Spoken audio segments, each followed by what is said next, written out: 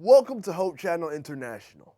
If you've wondered where God stands on wealth and riches, this video is for you.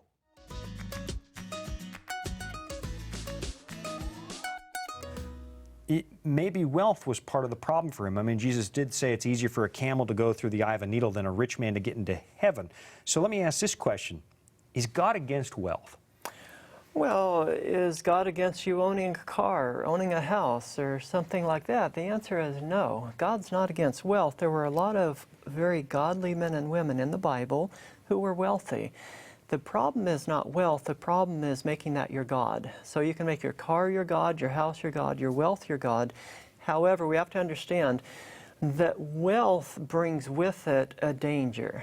And that is exactly what you said about Nebuchadnezzar, Sean, is he was comfortable. A matter of fact, the original word was to be secure, resting in my house. So Nebuchadnezzar, we got this view from the Bible that he felt completely secure in what he had.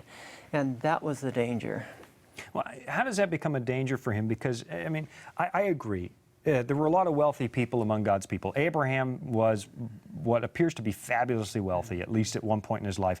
Joseph of Arimathea, Nicodemus, those two guys, they say, had enough money between them to pay everybody's salary in Jerusalem for a year. I mean, they were loaded.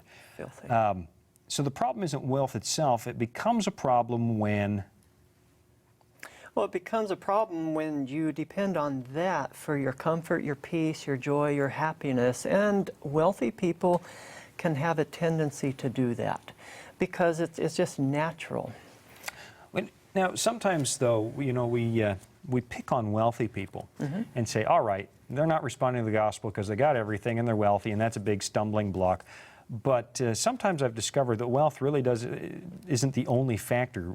Poor people struggle with the gospel just as much, don't they?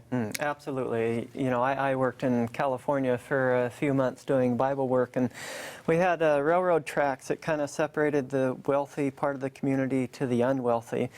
And when we did door knocking in the wealthy part, we got very little response. In the poorer part, we got people opening their doors. However, once you presented the gospel and taking up your cross and following Jesus, then they struggled just as much as the wealthy people did.